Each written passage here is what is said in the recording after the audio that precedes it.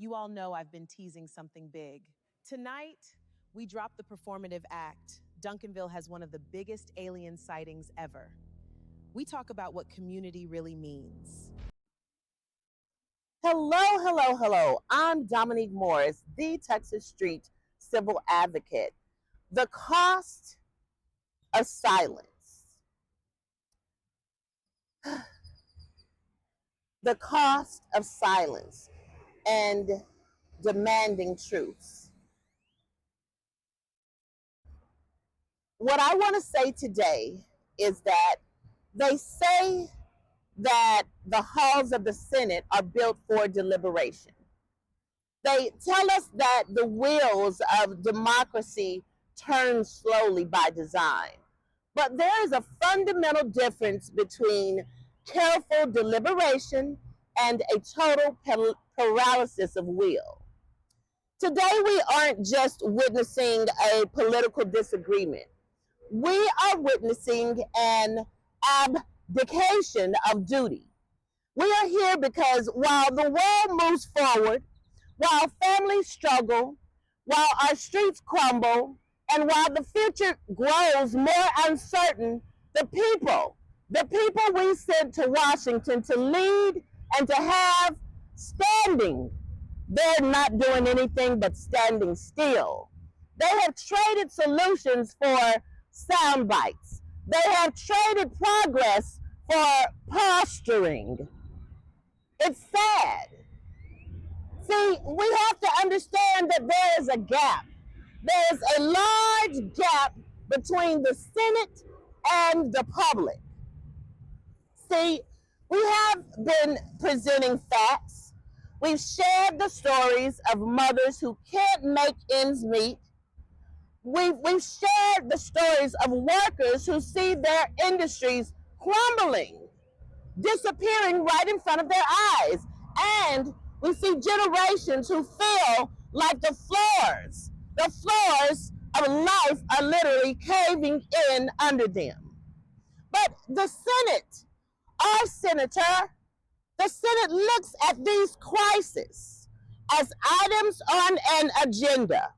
We look at them as the reality of our lives.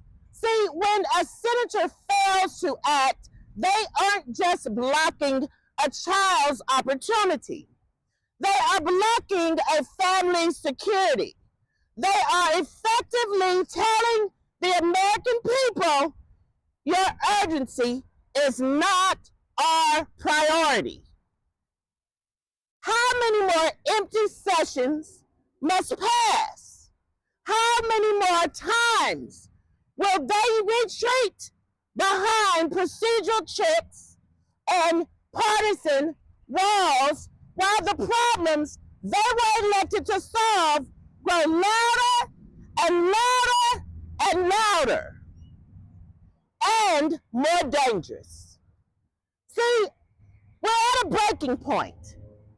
We're at a breaking point. We are told to be patient. We are told that the timing isn't right or that the budget doesn't allow. But we know the truth. We know the truth. We see it every day. There is always time for a campaign fundraiser. There's always time for room in the budget for special interests. See, the inability to address this crisis is not a lack of resources. It is a lack of courage. It is a lack of choice. It is a lack of value for the seat that you hold. And it's the lack of your respect to a constituent to uphold your position as a senator.